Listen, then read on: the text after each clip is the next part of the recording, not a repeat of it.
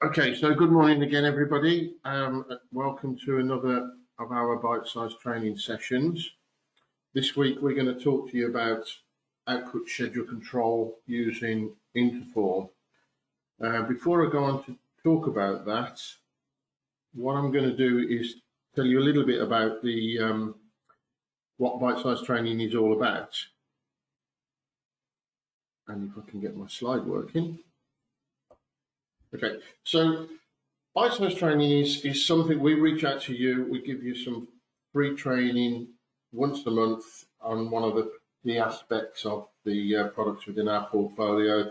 They don't take up any more than 30 minutes of people's time. But ideally, what we want you to do is to feed back to us what you're either having problems with or what you're interested in. Is there something that we can do? We can create a particular aspect of one of the features within the products. We'll build a bite-sized training specifically for you. So please feed back and tell us what you're looking for, what you're doing, what you're working on, if you've got any particular interests. Okay, so output schedule control. It's a fantastic feature within InterForm that very few people know anything about and very few people have actually used. So I really wanted to try and put together a scenario that might really help you using this particular feature within InterForm400. There are many more scenarios which I'll come on to in a little bit later, but in this particular case, what we're talking about is creating management reports. So if ever you've been challenged by your business to say, look, we want to create an output, but we want a little bit of information from this report and a little bit of information from this other report, but I want it all in one document. I don't want it separated, and I want it emailed to me in a PDF format. Those type of activities we can do very, very easily with the output schedule control product.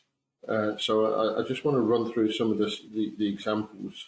And what I'm going to do is use this scenario of a management reporting pack where the system creates, say, a month as part of the month-end procedure, some sales reports that come out of the system. So in this particular scenario, we've got a sales transaction report, which is generally a huge report of all the transactions that have taken place during the month. Nobody ever prints it because it's so big, but actually it's worth keeping a record of. So what they generally do is just file that as a PDF document somewhere on the file system, just for reference points. So if anybody wants to drill down to the granular sort of level of sales for that month, then this is the report that we create. But then that same sort of level of detail is broken down. So we produce a report to give us a sales by each customer, so we can see which particular customers are active and not active and so on. Then a report by sales, by date within the month, so we can see the trend. Is there a trend where sales are better on a Monday or a sort of middle of the week type of scenario? Then we have reports by individual salesmen, so we can pay them the commission that they've attracted during that month. And then a group sales manager who's responsible for individual salespeople. He wants to see the impact on sales for each of his sales managers, so he can then sort of use that information to talk to his staff. And then we have a sales by region, so whether it's the north, the east, whatever, and so on. So these come from the system as individual reports. And then what the managing director says is, look, I want the summary pages. I'm not interested in the detail. I just want to see the summary pages. I'm not interested in the salesman level specifically. I'll leave that to my sales group managers to iron out. But I want to see the group management report, the region, by date, and so on. So what we want to output from this process is a PDF document for the sales transactions that's just really there for filing. The managing director wants to get one PDF document with all his information on emailed to him at the end of the month. And then the group sales managers want to have a PDF document of just their sales managers and emailed out to them automatically, so that it's all done in a timely fashion and there's nobody having to sort of do this manually. This scenario actually came from a customer where they actually had somebody to printing out the reports at the end of the month, and they used to sift through the report for the total pages, photocopy the total pages, put all the photocopied pages back together, scan them in, put them into a reporting pack for the managing director, and then do the same for the group sales managers. And this used to take them sort of several hours once a month. We showed them this within InterForm, and it's done in seconds. So this is how it works. Within InterForm, you have this AutoForms control system that we're all familiar with, which is basically just sitting there in the background monitoring for new spool files to arrive at queues, at output queues. So during the daytime, as these reports get created, the AutoForm control process is saying, okay, I've just received a transaction report. I'm going to create that as a PDF document. So I don't need to do anything more than that. Just turn it into a PDF document and file it away. And I'll do that for the salesman reports as well.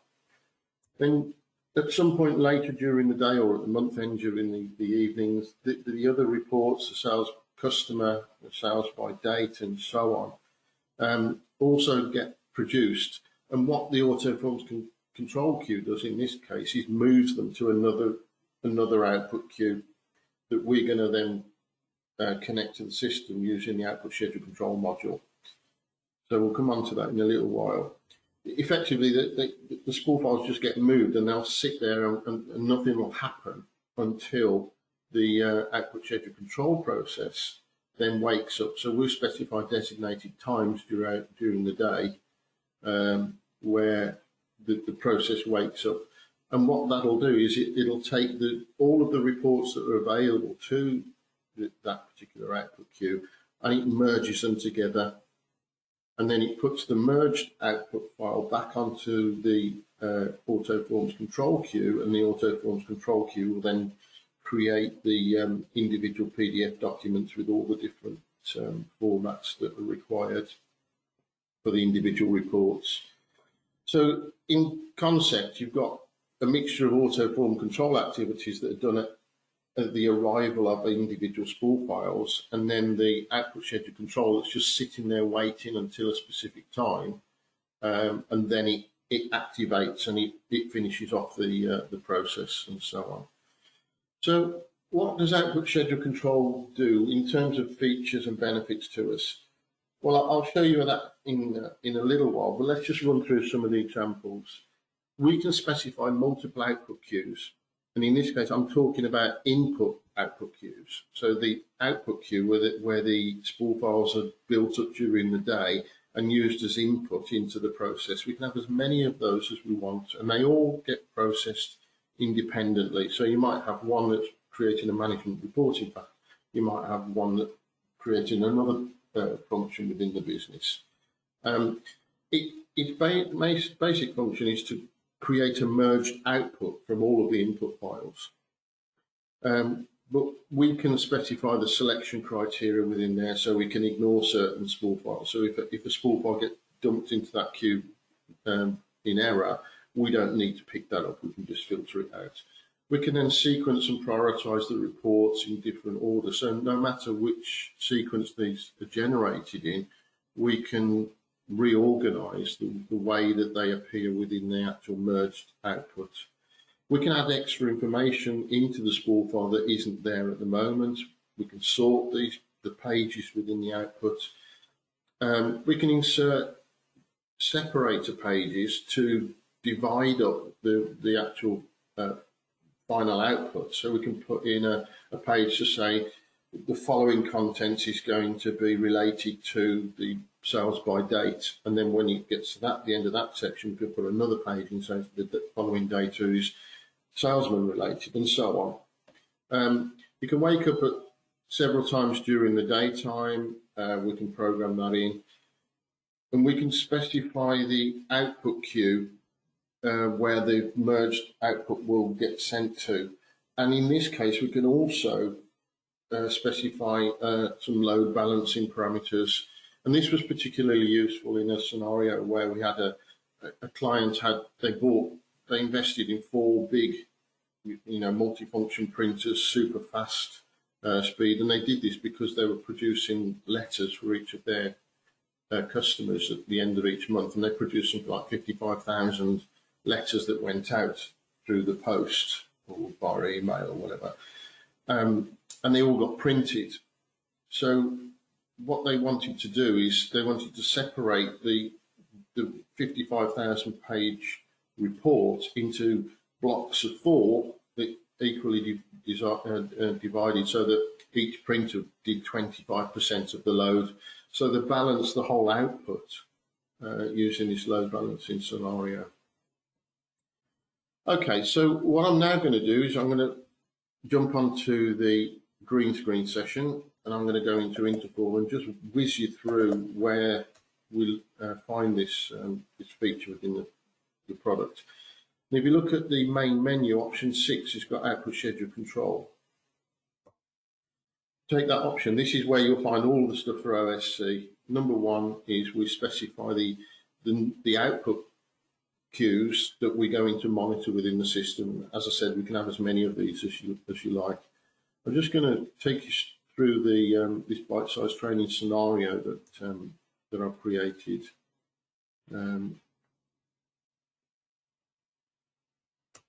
Well, I was hoping to. Okay, so this is the actual rules for the output schedule control.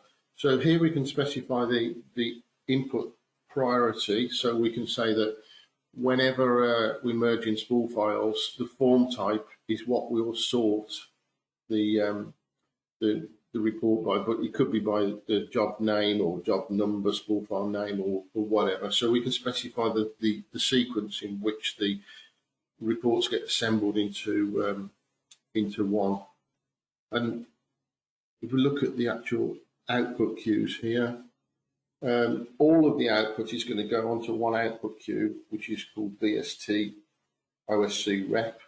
But I could split the output up, as I said before, into workload factors, and I could load balance the output across several output queues, and so on. These are the times that the job wakes up. So again, 4 o'clock every day is when this happens. But we can schedule this. We can actually schedule the running of this job using the IBM job scheduler as well.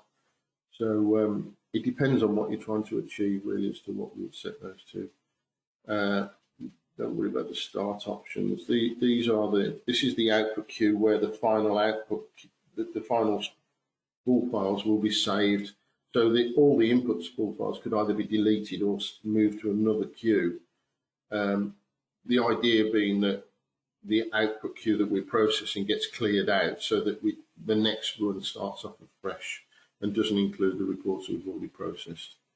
And then it gives us the ability to create a form type for the new output spool file.